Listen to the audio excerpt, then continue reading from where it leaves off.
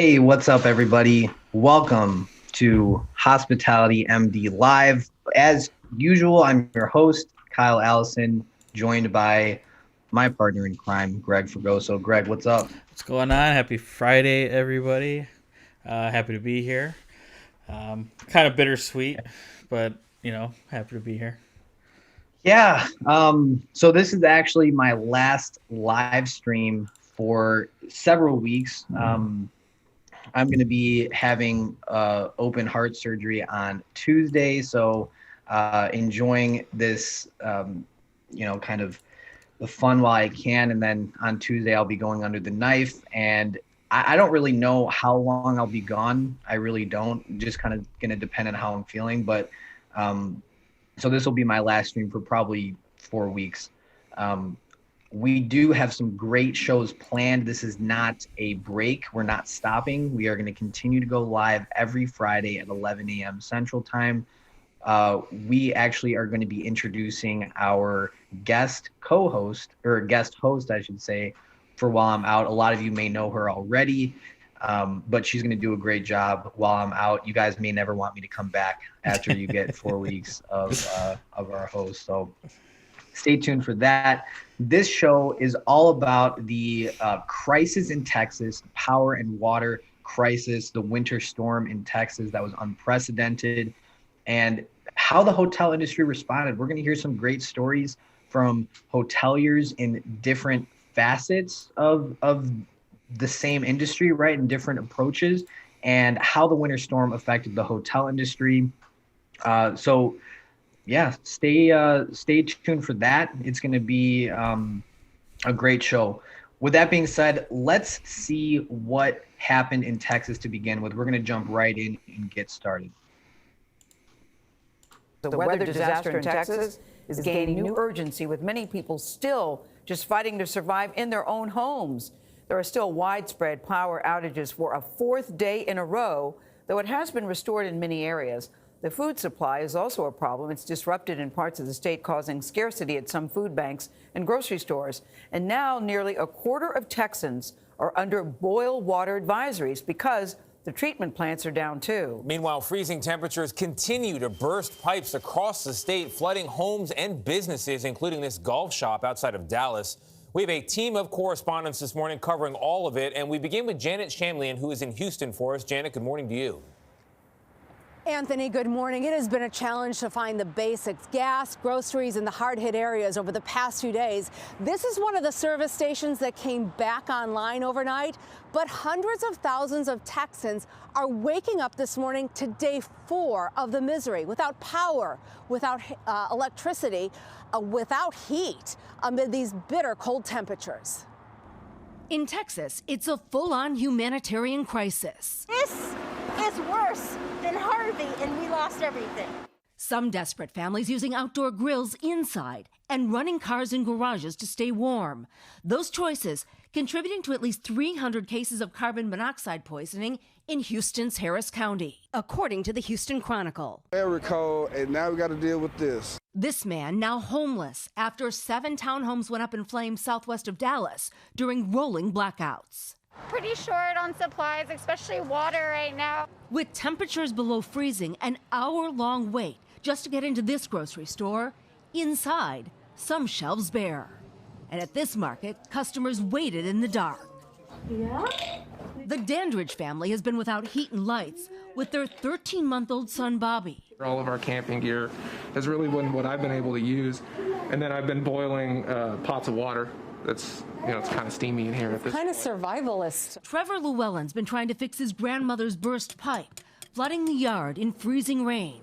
We can't get it unstuck, so this water is just coming out, and our water bill is probably going to be outrageous over there. And this morning, no end in sight. We're hearing from families all over the county. This is unprecedented. They're dealing not only with water, with power, with no heat. What would you say to them right now? I don't want to raise false hope and pretend that things are going to get meaningfully better very soon. So this could go on for days. I believe it could, because they still haven't gotten additional generation online.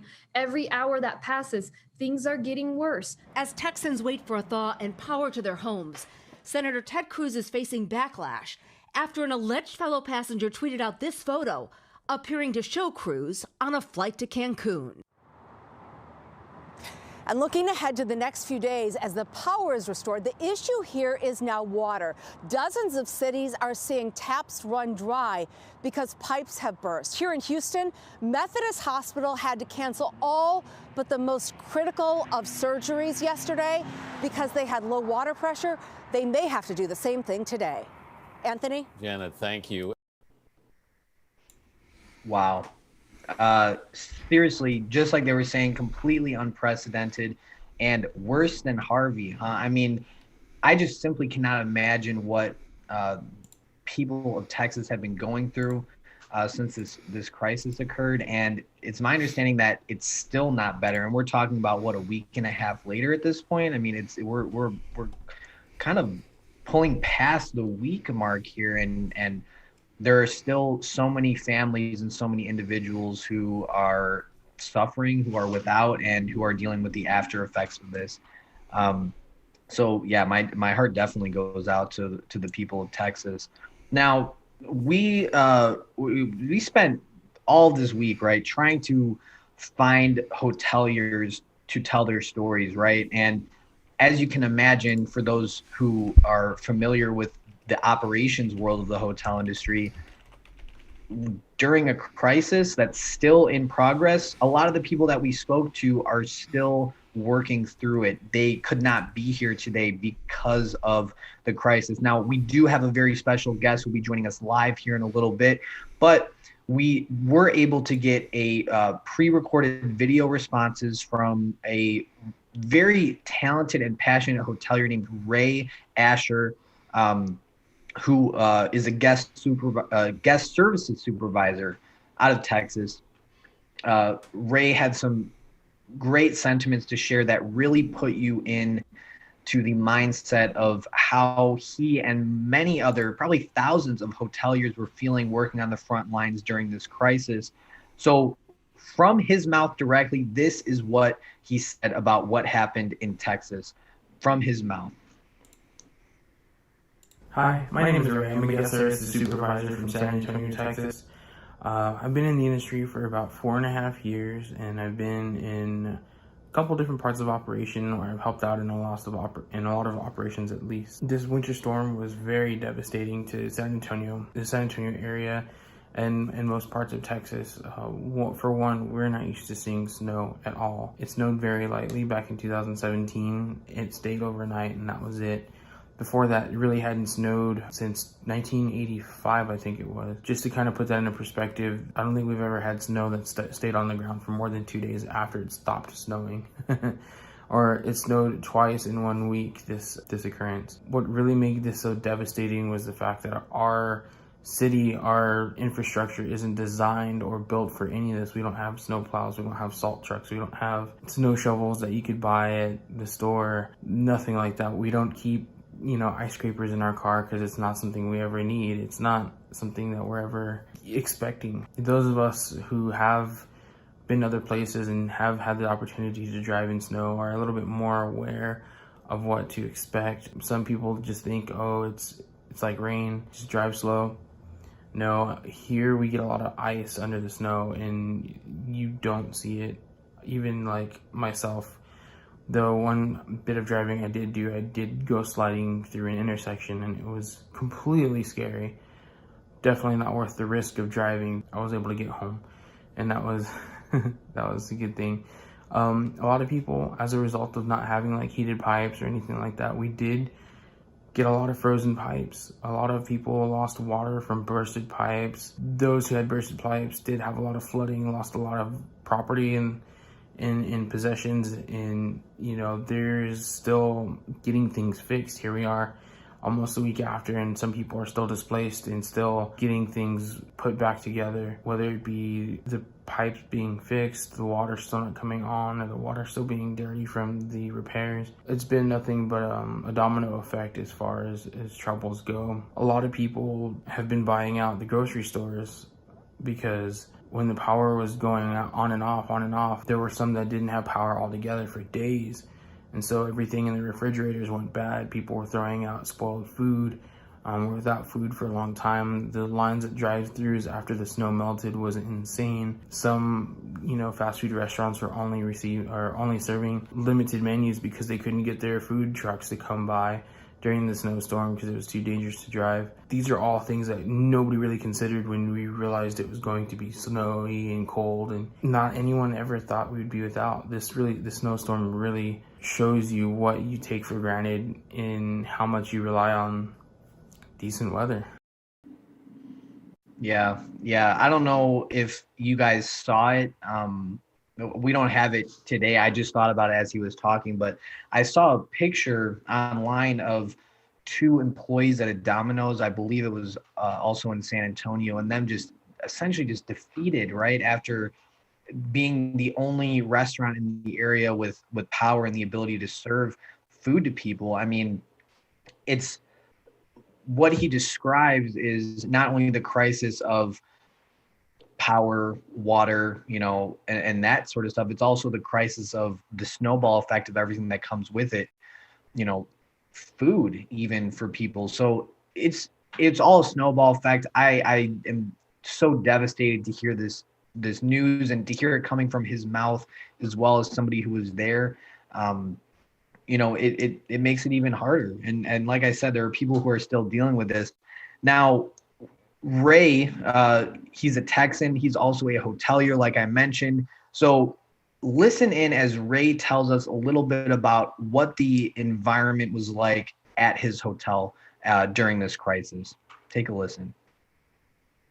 So we were very fortunate in the fact that we didn't lose power or we didn't lose any water. I'm not sure why it was us specifically, but I do know that other hotels in the area did. Other resorts in the city did as well. As a result, we had a large amount of pickup. I think we ended up eventually selling out. We were fully committed at one point, and it was a really big challenge. The biggest challenge is to make sure that everybody gets fed, everybody's checked into the room, everybody's got a room that's clean, everything is squared away for the guest. I think the hardest part of the whole experience was once we were sold out, was us starting to turn people away. We were fully committed and we weren't able to take anybody else. And I've heard it over and over, open up meeting rooms, open up, hallways. And it was really beyond that. It wasn't that we didn't have the physical space. We just didn't have the actual manpower. We barely had the manpower to run the hotel as we did. Coming up off of a 10-15% night and just jumping into 80-90% in one night was already hard enough to do, and we tried to pull in more employees as we could safely during the next day or so when it was safe to drive in the middle of the day. A lot of our employees too were without water and heat, and we're trying to get their family situated, so they weren't able to come in, which is understandable, family first. But with what we had, even if we did open up any additional space, we wouldn't have been able to accommodate them with rollaways or anything like that because of just how against the wall we were at one point. But I think that my hotel managed it beautifully. I think my leadership did a wonderful job of balancing everything right. I think it went really well, and we got a lot of praise for it as we went along and as people started checking out. There's just endless comments. You guys did great. You guys stayed positive. You guys did amazing. And then hearing that just really kind of bolstered my faith in my leadership and my team as a whole. It made the 4-night stay in the hotel definitely worth it when, it felt we were appreciated. Of course, we did still have a couple screamers that were, why are you serving this food? Like, it's nasty, it's this, that, and the other. Well, we're trying to accommodate everybody in the way that we can. We may not have a dine-in service right now. Everything may be grab and go, or it may be a line for the same thing that everybody's eating, but we're just trying to make what we have last until we can get another delivery in, and we don't know when that's going to be with the storm, so we gotta make with what we got. And then after, of course, they did talk to upper management about it. They understood, and they're like, oh, okay, cool. But you're always gonna have that in a bunch. Really nothing you can do about it. But aside from those 1 or 2 guests, it was a great experience. Everybody was really thankful and really positive, and we're just grateful to be out of the cold and warm and had a place to sleep that had electricity and water. Yeah, that's definitely grateful for Ray that while he was serving the community, he was able to, he didn't have to go home to a house without water or food or anything like that. And I think it just really goes to show how heroic the hospitality industry really is. I think Ray actually, he says it better himself. I asked him kind of what his big takeaway was from everything that happened, and his response gave me chills hearing it for the first time, and I couldn't agree more with him. So take a listen to Ray's final sentiments about what happened.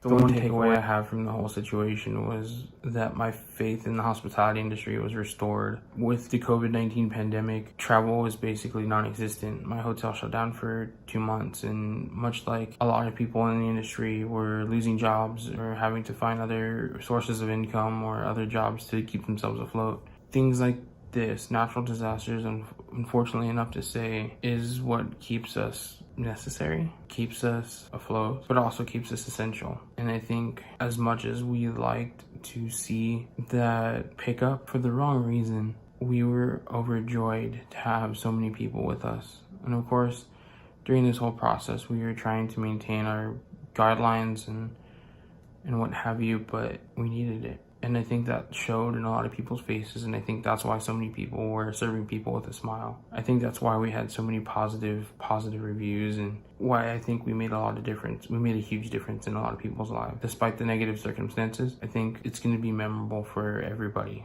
guests and associates and colleagues alike. Yeah, I think Ray really hit the nail on the head with this one, and to me, it just goes to show he's a true hospitalitarian. Ray is a true hotelier through and through. Now, as I mentioned, he's a guest services supervisor, so he's still growing in his career. But I feel like this crisis, and not only working through the pandemic, right, which is just a whole nother story, but working through an unprecedented storm in Texas, and just his sentiments as a result of that, I know he's going to be a great general manager when he finally gets there. It's beautiful to witness. My favorite sentiment that he said was, it makes us essential. We're still essential. And not only were our hotels essential during a crisis because they can provide a room and a shower, right? Because that's certainly one way, but they're also essential because they nurture the souls of the community and the people who are there. And I think hearing Ray kind of echo that is beautiful. And it sounds like his guests were able to enjoy that as well. Now, speaking of nurturing the souls of the community, speaking of hospitality, right? We heard from Ray, who is working at a large branded resort in the city. He's not the top dog. He's not the main guy. He's kind of just, he's just on the front lines helping. And who we're going to hear from next is the owner, operator, and chef of the Inn on the River in Glen Rose, Texas. Pamela Streeter has made headlines based on her radical hospitality that she's provided to her community, and her commitment to serving those in need. So we're going to hear from her in a minute. I want to make sure that we give you guys a brief introduction to who she is. So let's take a look at this news clip. In the midst of so much suffering, some positivity and hope there. A Phoenix woman who owns an inn in Texas has opened her doors for anybody who needs a warm place to stay. She's helped more than 100 families just since the weekend, and many will have to stay long term because their homes are inhabitable. Our Claudia Rupsich says that they're committed to helping as many people as possible. A year and a half ago, Pam Streeter left Phoenix to restore and run the historic Inn on the River in Glen Rose, Texas. That's about an hour south of Fort Worth. We are known as the dinosaur capital of the world. We are also known as the moonshine capital of the world. The century-old hotel has 21 rooms and a restaurant. We have people who will come in from all over. Little did she know when the massive winter storm hit the state on Valentine's Day, her inn would become a shelter. She posted online that they'd welcome anyone who needed a warm place to stay. We figured we'd have maybe 5-10 calls Since Sunday afternoon, we've now put 130 people through the property, staying in rooms, getting them warm, getting them hot meals. That includes 38 dogs, 5 cats, 3 spiders, and a fish. She says a lot of people in the area live in mobile homes or in older houses. People lost power and water, including shelters and hotels, so many didn't have anywhere to go. I mean, it was minus 10 degrees. And that's not normal for Texas. People don't have clothes. That's like asking Phoenix to go to zero. Nobody there would have, the tools to handle that. The houses wouldn't handle it. Millions of Texans lost power for days due to an overwhelmed electric grid. Many still don't have access to safe drinking water. It's been horrific. It's been crazy. It's been crazy. Misty Melton and her husband have been staying at the inn on the river for days. She's been a godsend. I mean, she has helped so many people in so many ways. Streeter says other community members have also stepped up to help. They've received several food donations for families. With something as simple as a hot meal or a shower or a hug saying, we've got you, we're going to take care, we will find a way to help you move on. That is priceless. Because the inn used to be a wellness center, it's on a part of the grid that doesn't lose power during outages. Claudia Rupsich, ABC 15 Arizona. Awesome. Well, for everybody listening, we just heard from Pam via the news clip, but we have Pam here live on the show. Pam, thank you for being here today. Thank you. We're excited. Yeah, absolutely. So it's apparent that you've done just an insane amount of work, blood, sweat, and tears, not only in restoring the inn, right, but also in your service to the community in response to this crisis. But I want to go back a little bit because this is not normal for somebody to do this. This is not, we don't see this as a widespread thing. So I want to ask you, right, because hospitality seems to mean a lot to you. So who are you, and when was the first time you felt hospitality? I would love to know that. I'll be honest. I don't know. let me. I got into hospitality by accident when I was in college. I was working for American Airlines to pay the bills to go to school, and I ended up in a career. And I've worked for a number of major hotel companies. I was a vice president of marketing and distribution for Maristar Hotels and Resorts, which is now a part of the big Aimbridge conglomerate. I was vice president of operations for a travel technology and membership company. And every hotelier's dream at some point in their day when they've had to do something they don't like or something that they disagree with, but it's what you have to do for the Wall Street purpose, is you say, I just want to go do my own thing. I want to run my own little hotel. I want to do it my way. And I got to that point, and opportunities opened up for me. And I found a really unique, beautiful bones of a hotel that was operating, but was underperforming. And we said that was it. I was going to just go. And I dropped everything. I spent all my money. I moved to back to Texas because I'd actually grown up in the area, or not, I'd grown up in Texas. And we learned about the history of the place that I bought. It was a wellness spa. It was a place of rest and peace. And it was built in 1919 by Dr. George P. Snyder, who used it to help people. And we believe that his spirit is still around us today. And it's kind of just, when we had guests during the first storm and the first snow in January, we told our guests, look, if it's not safe to drive, stay. And a lot of them said, well, we need to drive because we can't afford another night. We're like, we're not going to charge you another night. You're in your room already. And I'm not, because of COVID, we don't go in and do housekeeping. Just stay another night until the roads are safe. And so here comes Valentine's Day, and we were sold out, or expected to be sold out. And we were doing a big Valentine's dinner in our restaurant. and cancellation after cancellation after cancellation. And we had about 4 people that decided they wanted to stay over and see if the storm was really going to be as bad as it was. And they got up early Sunday morning and took off. And we looked around the hotel and we said, there's nobody here. And we have all these rooms. And we're on a part of a grid that we're pretty certain wouldn't turn off unless there was some devastating, transformer power station blowout. So we put a little post up and said, hey, if you need help, come here. We'll help you.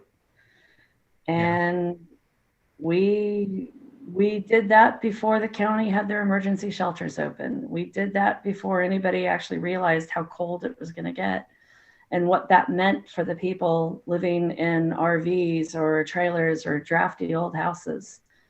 And we did that before we knew the power was going to not just be a rolling outage, but a total and complete blackout. And so some of the first calls we were getting were from the Red Cross asking us if we could take some oxygen dependent people because they needed continual electricity. And we said, well, we've got a generator. So worst case scenario, if we lose power, we'll get them on the generator. And yeah, we'll do that. If that's what somebody needs to live, we're there. And I think we ended up fielding between Sunday to Tuesday. Auto shutdown initiated. About 600 phone calls. The final number was 220 people, like 50 dogs. I don't even know how many cats. And I'm pretty sure we didn't have anything other than those 3 spiders and the fish, but I don't know. It could have been snakes and rats too. Who knows? Wow. And we did it free of charge because that was the right thing to do. There's a lot to dissect in what you just said. I'm curious to know, first and foremost, and like just briefly, do you recount, was there a moment that you said, you mentioned when you were in VP, you were in corporate, and you said you got to a point where you said, I can't do this anymore. I want to do things my way. Was there a breaking point that you can identify specifically that kind of? I'm going to choose to leave the ill and toxicity of the past in the past. But yes, there was definitely some breaking points that along the way I looked around. I had been in a car accident. I'd had surgeries on my legs and I was working from home. And I walked back into the office to work from the office again after a 2-month, 3-month hiatus. And I just said, this isn't worth it anymore. Yeah. The environment and the energy of the place it was taxing and it wasn't worth it. Auto shutdown canceled. It doesn't sound like it was hospitable either. No, right? It was very much not. Yeah. That is something that, not everybody in the hospitality has lost it, but Wall Street has forced it to become the last part of the job as opposed to the first part of the job. Absolutely. And luckily, right, you not only identified that it was an issue for you, it didn't align with your values. Not only did you identify it, you made the brave leap to leave, and then you made an even braver leap to acquire a property that it sounds like was not on the river that it is today, right? It was maybe a former glory, right? In the industry, we call it that deferred maintenance. Right. And so you acquired the property, you fixed it up in the spirit of Dr. Schneider, was it? Schneider, yeah. Schneider, yep. So and you kept his spirit alive through the hospitality that you provided. And I think if he wasn't already happy, that you acquired this hotel, I'm sure that he is now, after this past week, right? So I'm curious to know, like, you just kind of made the decision right before things got really bad, right? So you kind of just had an intuition, like, you know what? I don't think this is going to be good. You were the first one, right? That I think. Yeah, yeah. We Sunday around midday, we put it out there as the snow started, and we just looked. And my business associate, Scott Cole, had grown up in central New York, and I had spent 16 years in DC. So we kind of knew what snow and cold looked like. And we knew that when we looked around at what was here, it was, they weren't prepared for it. The people just, it's a lot to ask anybody that is from, south of North Dakota to handle negative temperatures. Yeah. With that, and let alone handle it. It'd be one thing for them to handle it with running water, with power, with exactly. Right. But, and to just stay home would be one thing, but to handle it without any of those basic things that we need to stay warm and to survive is just. We had people coming to us and telling us that it was 17 degrees in their house by the time we got them out and got them over here to the inn. We had people bringing their frozen dog bowls because the water was completely frozen in the dog bowl. They were cold. And some of them were lucky enough to have wood burning stoves. And we said, great, we have these really huge old oak trees that we've been trimming up over the last 2 years. We have firewood. Come get firewood. We had some great people in the community that would take our firewood pile and they would load it up in their truck and they would drive around and drop wood wherever it was needed. We had, when we ran out of our cut wood, we put out a plea to the community that said, we've got more wood, it's just not cut. And we had a gentleman who stood out in the cold Tuesday morning with his log splitter and cut probably about 5 or 6 cords of wood so that we can give it out. So it became a community spirit, and it's still running strong today. It's the hospitality that you've put out there has generated more hospitality. It sounds like it's been a ripple effect. I have been told many times in the community that ours is a community that will stand together. When somebody's in trouble, everybody kind of pitches in, but that they've never seen it to the scale that we instigated by us opening the doors. And it's continuing. I've said before, and I'm sure you would agree, that the responsibility of a lodging organization is that of the cornerstones of cities and towns and a mecca for the community to stand behind, a place for people to gather, to rest, to recuperate, and essential for their souls, right? And auto shutdown initiated. You really took the essence of hospitality and lodging and applied it, beyond just the transaction of you pay us and we give you a bed and a shower. You showed genuine hospitality and you continue to show it. Do you think that you've saved lives? I have been told I saved lives. I'm not going to ever be so egotistical to say that I saved a life. I have had individuals who came up to us and stayed with us or got a hot shower from us or borrowed firewood from us that they've broken down in tears because they said, had it not been for us willing to do that they really believed that they would have laid down and died because they were so cold. I think that there is so many in our community that were opening their doors and helping as much as they can, but we had a farther reach because of the nature of our communication channels. And because we ended up working with the county and with Red Cross and with the city, that when people in the sheriff's department, when people were calling them and the sheriffs were like, go here, they'll take care of you. Some of the elderly that laying on a cot in a shelter would have been miserable for them. We took in so that they didn't have to continue the torture that they had already been through. Now we're working with a group of volunteers because we still have a lot of our town that the water pipes froze. And because the pipes are old, they've shattered.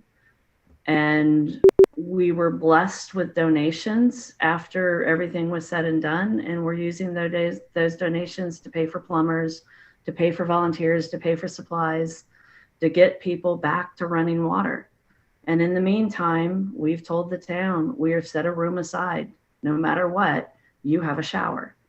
So we get, a couple of people a day, a couple of families a day. They come through, they take a hot shower, and they feel restored again. And they can go back and fight the fight of trying to get water running in their homes again.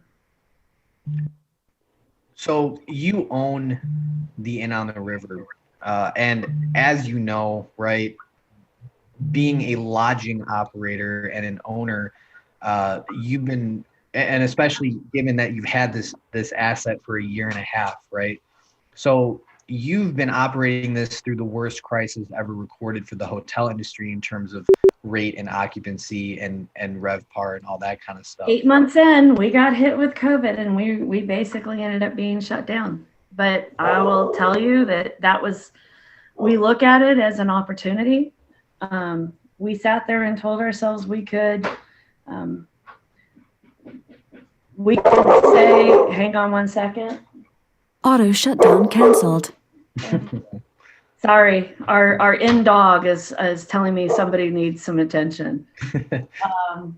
We looked at it when COVID hit and said we could either curl up and try to weather it through and not spend any money and not do anything, or we can invest in ourselves and we can actually spend more money and go crazier into debt than we already were, but we can create revenue streams that will be ready for us when we reopen. We can work on some of the bigger renovation projects that you can't necessarily do when you've got guests around.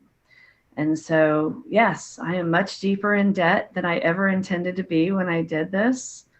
But I believe, we looked at our numbers after, the summer was over and states started reopening things. And because we had an outdoor area and because we created a tavern and a restaurant and dining, our revenue year over year actually grew from the food and beverage standpoint, although our room revenue was down.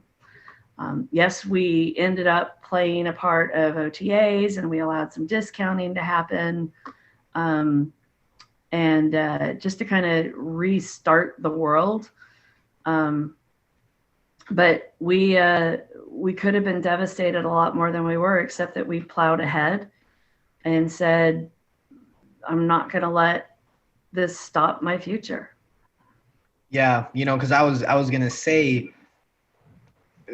a lot of, because in research we've seen some price gouging situations happen in Texas as a result of this. We've seen, and I'm sure a lot of owners would have said, well, this is the worst crisis on record. We've already been battered for, almost a year now.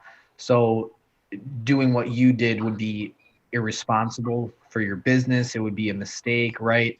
And, I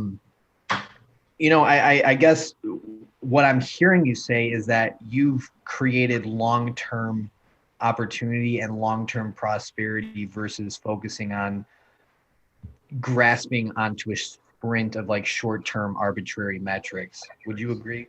Yes.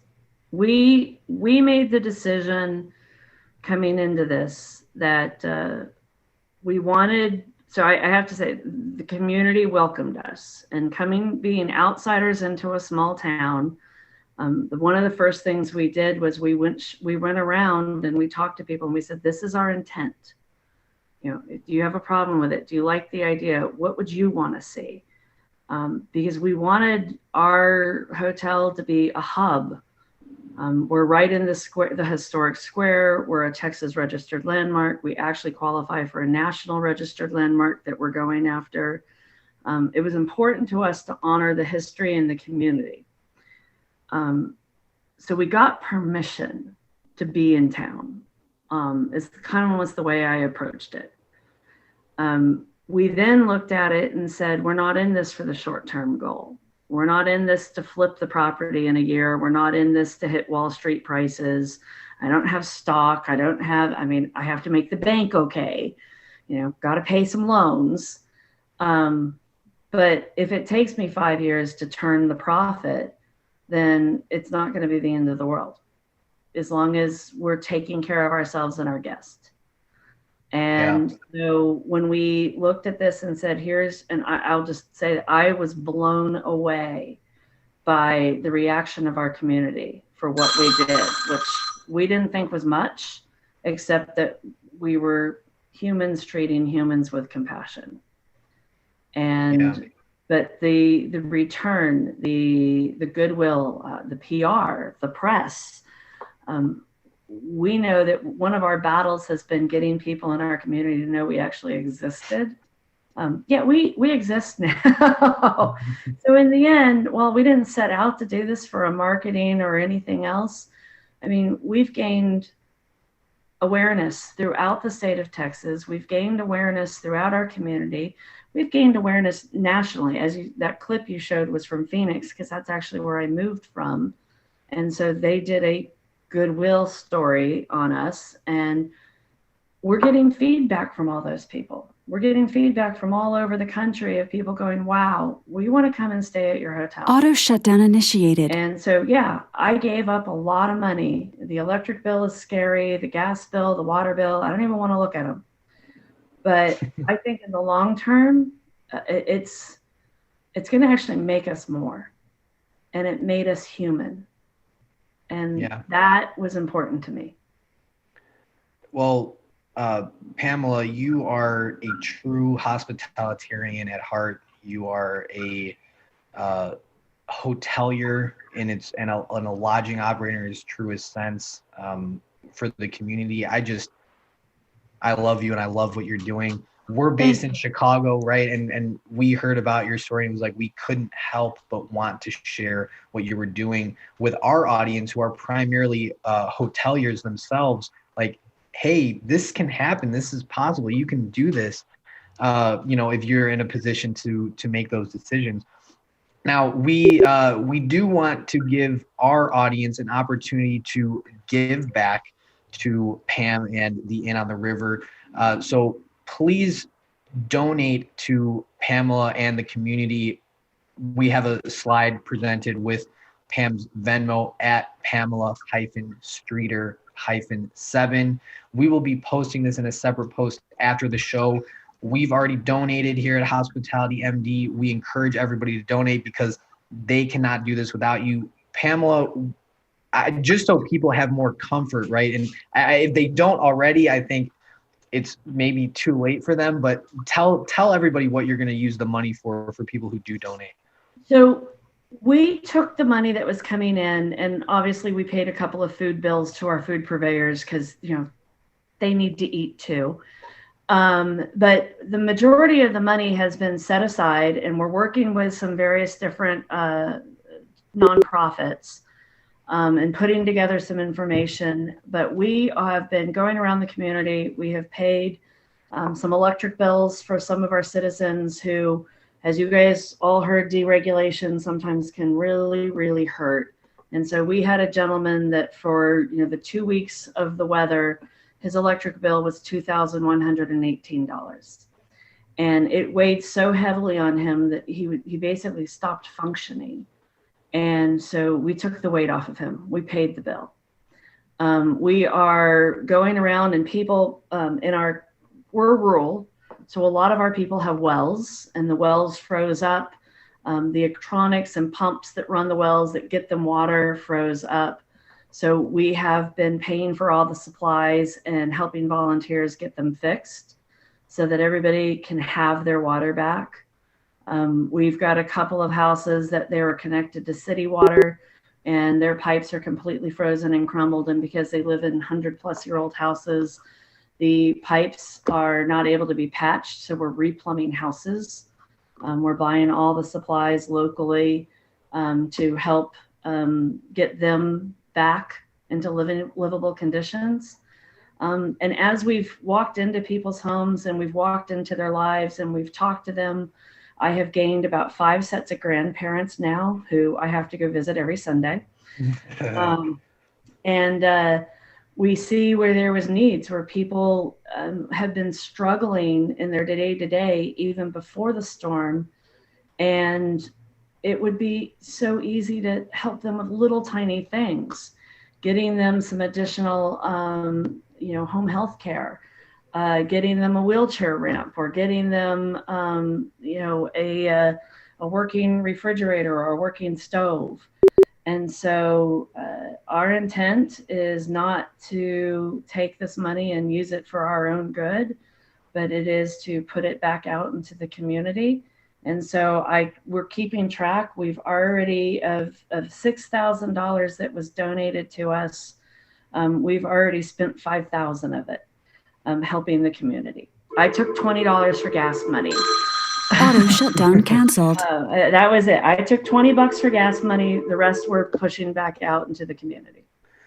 Are you accepting reservations at the moment? We are. We actually have, we still have 5 families that came through us through the shelter that due to circumstances that we've learned in their lives and looking at their homes, one is waiting out insurance, one is going to have to go into a nursing home. One is we're looking for a housing opportunity for them because their house can't be lived in again ever. One is waiting for us to get parts in so we can fix the plumbing. And then it turned out there was an electrical problem before the storm, and we're going to get that fixed for them too, so that they have, instead of using a generator to turn on and use a microwave to heat up microwave dinner, that they actually will have functioning electricity.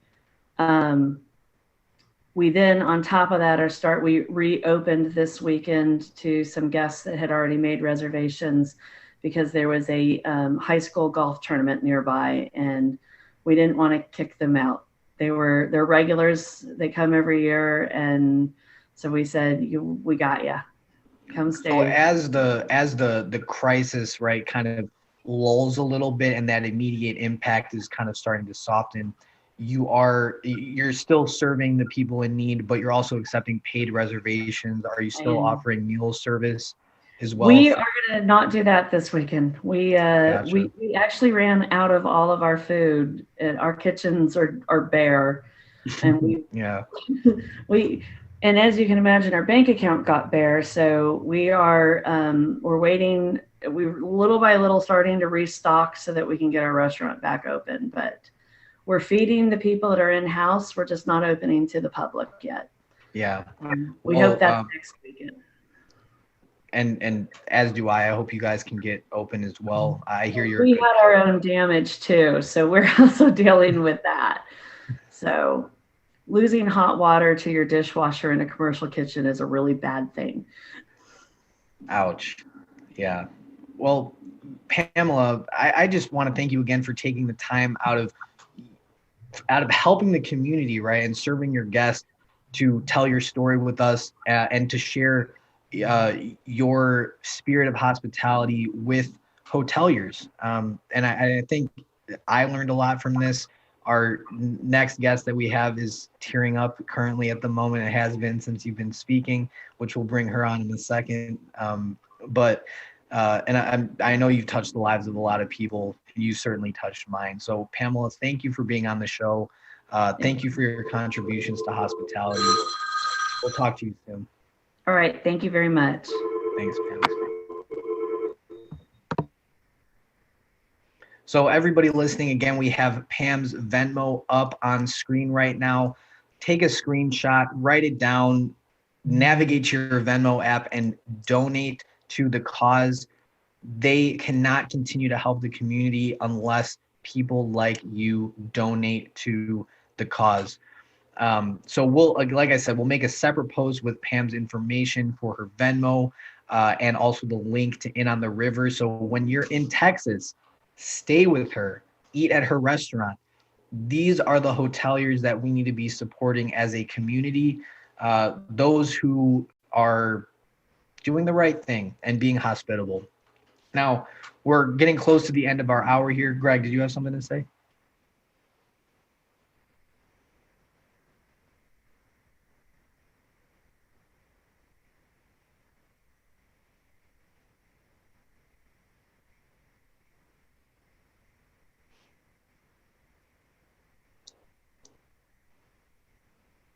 Cool. Thanks for that, Greg. Hopefully that didn't take away from the great sentiments of Pam Streeter. Now, gotcha. Okay, so as we approach the end of our hour, we're coming off of this and we're transitioning to the end of the episode. Like I mentioned at the beginning, I am going to be out for heart surgery beginning next week. And I'd love to introduce you to our guest host for Hospitality MD Live, Katerina Wolfe.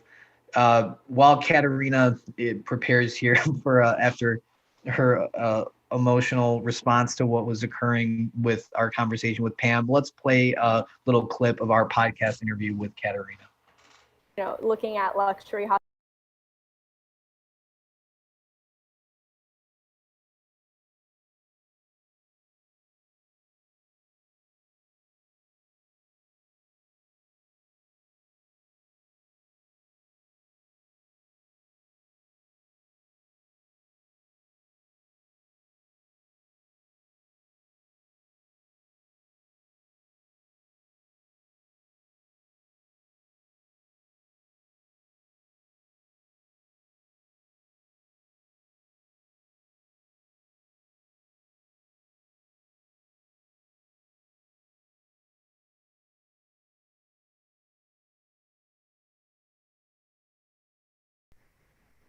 Katerina, welcome to Hospitality MD Live. How are you right now? First, before anything else, I just want to say a huge thank you on, I think everybody who is listening's behalf, to both of your previous guests. I know one was through a pre-recorded video, but Pamela's story is just, I mean, I don't like to just use the word inspiring without it meaning something. It truly was inspiring. And just, you know, that mindset of the human first and handling, you know, people as people instead of, you know, a business kind of attitude towards people in a crisis. You know, the universe will reward her tenfold. And that property, I hope, has a long line of prosperity and bringing joy to that community as well. Yeah, I definitely think as long as Pam is operating that hotel, it's going to be just like she said, it was designed to be the hub of the community. I think that I'm just excited for the summer for her. You know, I think she's going to have a really great summer. Absolutely. And, you know, we always say like those attitudes, they start from the top, right? So that setting that tone, I think is really important, especially during a kind of outstanding crisis too, with COVID and everything as well. People are tired. People who are working are tired. People who aren't working are tired. Everybody's just, you know, in a day-to-day churn, which is difficult. And to still be able to, you know, draw from somewhere within and provide for the people around you, I think is so important. And it definitely trickles down in the attitude. So I think that it's fantastic that the work that she's done and that hotel has done, and I'm sure she has a lot of support with her team as well. And I'm sure that community is ever so grateful. Yeah, absolutely. I will definitely remember the Inn on the River for the rest of my career. Like I was saying earlier, there's only, I think now having met Pam, and she's still listening right now, so I'm speaking directly to her when I say this, but having met you, Pam, I think you are probably the second, maybe third person I know who's running their hotel for the right reasons. And I spend my days searching for people like you who are doing it for the right reasons. And it's very difficult to come across. So you're just an angel. You're amazing. So again, to everybody listening, support Pam, support her hotel, support the communities, and think about what you can do as a hotelier. I want to call attention, right? Because again, like Katerina said, we also had Ray, who was virtually kind of presenting before us.